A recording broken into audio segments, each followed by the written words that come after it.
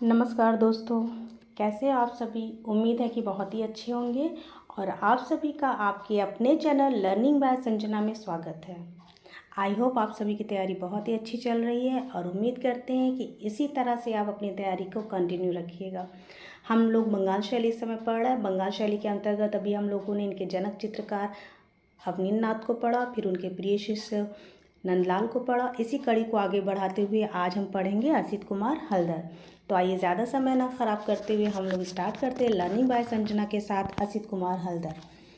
असित कुमार हलदर का जन्म 1890 ईस्वी जोड़ासांको पश्चिम बंगाल में हुआ था और इनकी शिक्षा कलकत्ता आर्ट कॉलेज से हुई थी। कहाँ से इनकी शिक्षा हुई थी? कलकत्ता आर्ट कॉलेज से हुई थी। इनके कला गुरु थे अवनींद्रनाथ टैगोर। इनके कला गुरु का क्या नाम था? तो अवनींद्रनाथ टैगोर। इन्होंने प्रतिलिपियाँ भी बनाई हैं। कहाँ कहाँ की? तो अजंता की प्रतिलिपि इन्होंने बनाई है 1911 में। फिर 1914 में जोगीमारा की प्रतिलिपि किसके साथ बनाई है मिलके? तो समरेंद्रनाथ गुप्त के साथ इन्होंने 1914 में जोगीमारा की प्रतिलिपि बनाई है। 1921 में बाघ की प्रतिलिपि और 1925 में असित कुमार हलदर लखनऊ कला विद्यालय के प्रथम भारतीय प्राचार्य बने। असित कुमार हलदर कहाँ के पहले भारतीय प्रधानाचार्य या प्राचार्य या प्रिंसिपल बने? तो लखनऊ के। कब बने? 1925 में।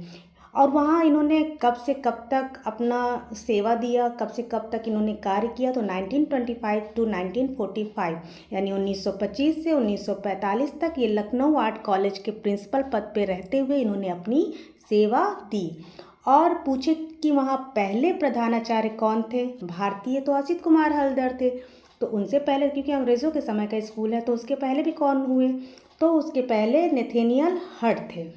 लखनऊ कॉलेज की स्थापना 1911 में हुई और पहले प्रिंसिपल इसके नेथेनियल हट थे।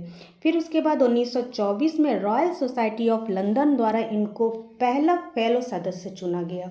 रॉयल सोसाइटी ऑफ लंदन द्वारा इनको पहला फेलो कब चुना गया? तो 1934 में 1934 में रॉयल सोसाइटी ऑफ लंदन द्वारा इनको पहला फेलो सदस्य चुना गया। फिर 1938 में हलदर हॉल का उद्घाटन इलाहाबाद संग्रहालय में हुआ। इलाहाबाद संग्रहालय कहाँ है? इलाहाबाद संग्रहालय इलाहाबाद में है और वर्तमान नाम इसका पूछे तो प्रयागराज। इन्होंने लोक जीवन को दर्शाने वाला चित्र बनाया, जिनमें लोक जीवन से संबंधित इनका प्रमुख चित्र है संगीत। लोक जीवन से संबंधित इनका प्रमुख चित्र कौन सा है? तो संगीत। इनके चित्रों का विषय क्या था? तो इनके चित्रों का विषय भारतीय, ऐतिहासिक और पौराणिक, ये इनके चित्रों का विषय था। हलदर ने अपने चित्रों को आकर्षक बनाने के लिए लावण्य योजना यानी बाहरी सौंदर्य का प्रयोग किया है। असित कुमार हलदर ने लेसिट शैली का प्रयोग किया है। कैसी शैली का? एक नई शैली इन्होंने विकसित की थी जिसका नाम था लेसिट शैली। इसको किसने विकसित किया था? तो असित कुमार हलदर ने। अगर लेसिट शैली विकसित किया था तो ये होता क्या है? तो लकड़ी की लाख पर वार्निश चढ़ाकर चित्रकारी की जाती है, उसको कहते हैं लेसिट शैली। इनका प्रमुख चित्र है चौराहे पर। इनका प्रमुख चित्र कौन सा है? तो चौराहे पर। असित कुमार हलदर की कला में अद्भुत रूपाकार, अभिनव रंग विधान, सूक्ष्म अनुभूति, संगीत की मादक लय, फारसी व मुगल शैली का प्रभाव दृष्टिगत होता है। क्या क्या इनके चित्रों में दृष्टिगत होता है? कैसी शैलियों का? तो मुगल शैली, फारसी शैली, संगीत की मादक लय, अद्भुत रूपाकार, अभिनव रंग विधान और सूक्ष्म अनुभूति की दृष्टिगत इनके चित्रों में प्रभावित थी। असित कुमार हलदर की प्रारंभिक दौर में ख्याति चित्रकार के रूप में ही हुई थी। इन्होंने अपने चित्रों में सैंधव सभ्यता से लेकर सैंधव सभ्यता से लेकर के महात्मा गांधी की ऐतिहासिक घटनाओं तक का चित्रण किया। किसने? असित कुमार हलदर ने। और रविन्द्रनाथ टैगोर ने इनके बारे में कहा है, रविन्द्रनाथ टैगोर का कथन है किसके लिए? असित कुमार हलदर के लिए कि तुम केवल चित्रकार ही नहीं कवि भी हो। तुम केवल चित्रकार ही नहीं कवि भी हो, इसी कारण तुम्हारी तुलिका से रस धारा बहती है। ऐसा किसने कहा था? तो रविन्द्रनाथ टैगोर ने असित कुमार हलदर के लिए कहा था। अब देखते हैं असित कुमार हलदर के प्रमुख चित्र कौन कौन सी हैं। उमर ख़याम की रुबाइयाँ, प्रारब्ध, स्वर ज्वाला, बहुमूल्य भेंट, असीम जीवन, झरना व प्रकृति, अनजाना सफ़र, चैतन्य व डाकू, चौराहा पर हुक्का पीने वाला, वेरी बैड, चौराहे पर हुक्का पीने वाला, रहस्य, ग्रामीण बालक व बालिका, तूफान की शक्ति, अल्हड़ यौवन, अकबर एक निर्माणकार। ये इनके प्रमुख चित्र थे। इन्होंने चित्र के साथ साथ कुछ पुस्तकों की भी रचना की, जिनमें इनकी पुस्तकों की संख्या लगभग 40 है। लगभग 40 पुस्तकों की इन्होंने रचना की है। कितने पुस्तकों की? तो 40 पुस्तकों की रचना असित कुमार हलदर ने की है, जिनमें से प्रमुख है रूपदर्शिका, आर्ट एंड ट्रेडिशन, ललित कला की धारा, गौतम गाथा, भारतीय चित्रकला, कला और परंपरा, भारतीय संस्कृति एक नज़र में और अजंता। ये इनके प्रमुख पुस्तक है। इनकी मृत्यु कब हो गई थी? तो इनकी मृत्यु 1964 में, इनकी मृत्यु 1964 यानी 1964 में हो गई थी। इसके बाद हम अगला चित्रकार देखेंगे, जिनका नाम है शैलेंद्र नाथ डे। शैलेंद्र नाथ डे, इन्होंने बंगाल शैली का प्रचार प्रसार करने के लिए जयपुर राजस्थान में अपनी सेवा दी थी।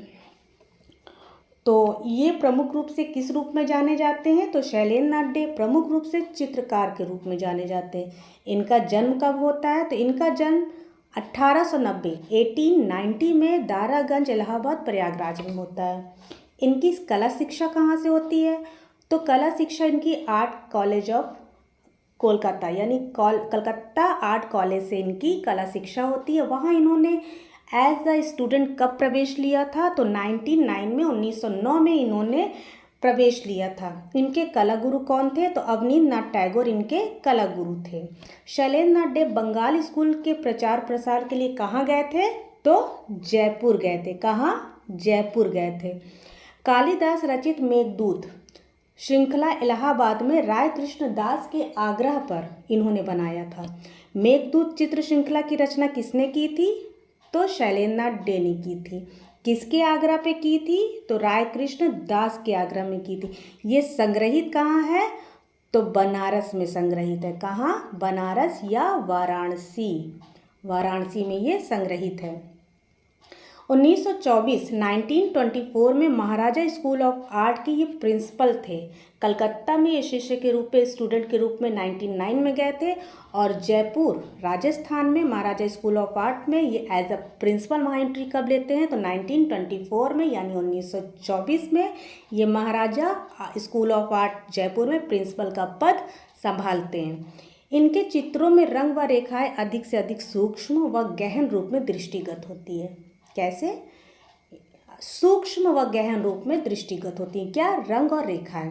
तथा चित्रों में लयात्मकता, कोमलता, भाव अभिव्यंजना, उदात्त सौंदर्य तथा संतुलित ज्यामितिक रेखांकन उतर है, जिसे यक्ष यक्षी तथा वनवासी यक्ष नामक चित्रों में देखा जा सकता है। यक्ष यक्षी और वनवासी यक्ष किसका चित्र है? तो अपने शैलेंद्र नाथ डे का चित्र है।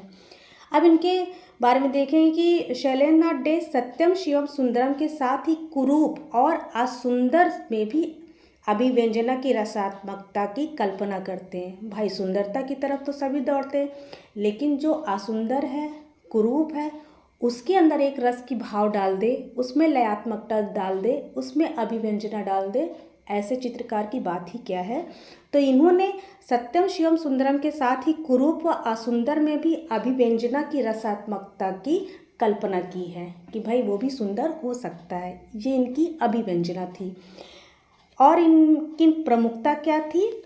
भारतीय चित्रकला पद्धति, इन्होंने एक पुस्तक लिखी थी, बहुत ही प्रमुख है, भारतीय चित्रकला पद्धति, और इसमें कला के सभी पक्षों को इन्होंने रखा था। शैलेंद्र नाथ डे की शिष्य परंपरा भी थी। तो इनके शिष्य कौन कौन से थे? राम गोपाल विजयवर्गीय, शंभुनाथ मिश्र, देवकी नंदन शर्मा और मोहनलाल, ये इनकी शिष्य परंपरा में शामिल थे, यानी इनके शिष्य थे। जयपुर में शैलेंद्र नाथ डे द्वारा बनाए गए स्वर व संगीत नामक चित्र लोक जीवन की अभिव्यक्ति मिलती है। शैलेंद्र नाथ डे को राजस्थानी काल के पुनर्जागरण के अग्रणी कलाकार मानते हैं। भारतीय पुनर्जागरण के कलाकार किसको मानते हैं? तो अवनींद्रनाथ टैगोर को मानते हैं। और राजस्थान में पुनर्जागरण का अग्रणी कलाकार किसको मानते हैं? तो शैलेंद्रनाथ डे को मानते हैं। इनके प्रमुख चित्र हैं वनवासी यक्ष, यशोदा व बालक, चलते फिरते, भाव नृत्य भंगिमा और भाव मुद्रा, ये इनके प्रमुख चित्र हैं। और यक्ष पत्नी, स्वर व संगीत, मेघदूत चित्र श्रृंखला, मोस्ट इम्पॉर्टेंट मेघदूत चित्र श्रृंखला। इनकी मृत्यु 1971 यानी 1971 में हो जाती है। तो आपको ये वीडियो कैसा लगा? और अगर अच्छा लगा हो तो लाइक शेयर सब्सक्राइब करना बिल्कुल भी नहीं भूलिएगा। और कमेंट बॉक्स में अपना फीडबैक प्लीज़ ज़रूर दीजिएगा, क्योंकि जब आप अपना फीडबैक देते हैं तो उससे मोटिवेशन मिलता है। और जैसे जैसे आपके मैसेज पढ़ती हूँ अच्छा लगता है तो और अच्छा करने का मन करता है।